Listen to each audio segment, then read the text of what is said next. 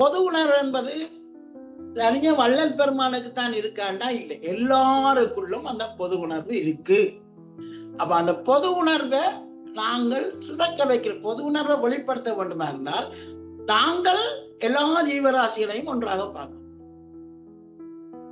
இதுதான் நீங்கள் வள்ளல் பெருமானுடைய திருவருட்பாக்க நீங்கள் எங்க போய் அலசினாலும் 6000 பாட்டையும் படிச்சாலும் இதுதான் எங்களுக்கு வெளிப்படுறது.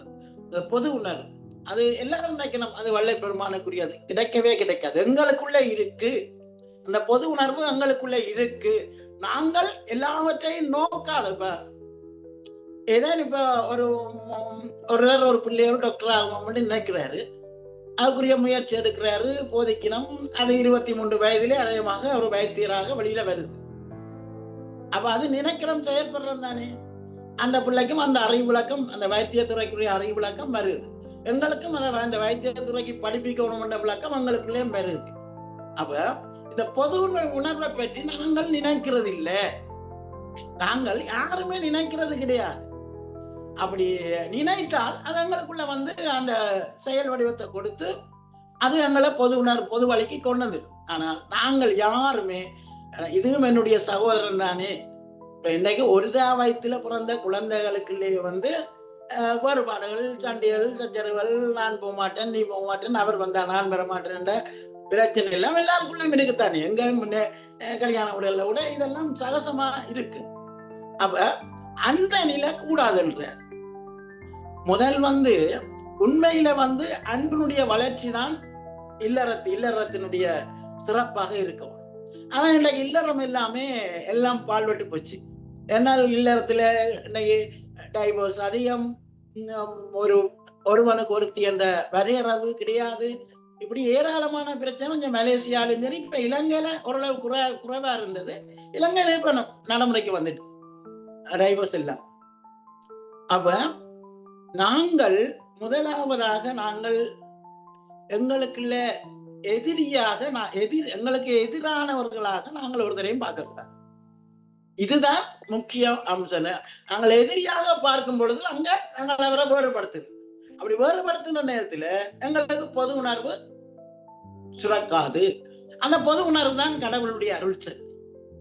அப்ப அந்த அருள் சக்தியை சுரக்கக்கூடிய அளவுக்கு நாங்கள் எல்லா ஜீவராசிகளையும், தனியா மனிதர் மட்டும் இல்லை, அவர் 84 லட்சம் மாண்பவேத ஜீவராசிகள் சொல்றார்.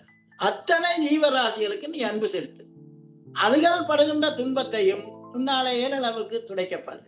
ஒரு எறும்பு துன்பப்பட்ட அதுக்கு என்ன காசு தேவையா, பணம் தேவையா, பொருள் தேவையா? ஒன்றுமே தேவை. கச்சலா கண் பார்த்துட்டுது. ஒரு எறும்பு தண்ணிக்கு இருக்குன்னால் அதை தூக்கி விட்டு போறதால எங்களுக்கு என்ன நட்டம் வரப்போகுது?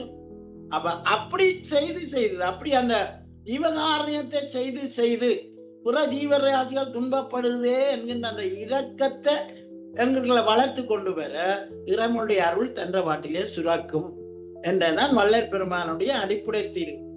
ஆன்மா என்பது ஒன்றுதான். இப்ப உங்களுடைய ஆன்மாவும் என்னுடைய ஆன்மாவும் அல்லது ஒருவனுடைய ஆன்மாவோ ஒரு மரத்தினுடைய ஆன்மாவோ வேறு இல்லை. அது எப்ப தெரியும் என்றால் எங்களுக்குள்ள நாங்கள் பொது உணர்வை உணர்ந்துட்டால். பெருமானார் ஒரு பாடல்ல பாடுவார், பாடுகின்ற பயிரை கண்ட போதெல்லாம் பாடினேன். யாரும் இப்படிப்பட்ட ஒரு பாடலை இந்த உலகத்துக்கு தரவே இல்லை. பாடுகின்ற பயிரை கண்ட போதெல்லாம் பாடினேன். ஒரு பயிர் பாடுகின்றது, சாதாரணமான ரோட்டில ஒரு வயல்ல ஒரு பயிர் பாடுகின்றது, அவர் பாடுகின்றார். ஏன் அவருக்கு அந்த பயிருடைய வாட்டம் தன் வாட்டமாகப்படுது, தன்னுடைய வாட்டமாகப்படுது என்றால் அவருடைய ஆன்மாவும், அதாவது இந்த ராமலிங்க பெருமானுடைய ஆன்மாவும் அந்த பயிருடைய ஆன்மாவும் அங்கே ஒன்றுபட்டு விட்டது. அப்ப அந்த பயிர் படுகின்ற அந்த வாட்டம் இவர் பாடுவாராக அவர் அந்த பாடல பாடுவார். உண்மை அதுதான்.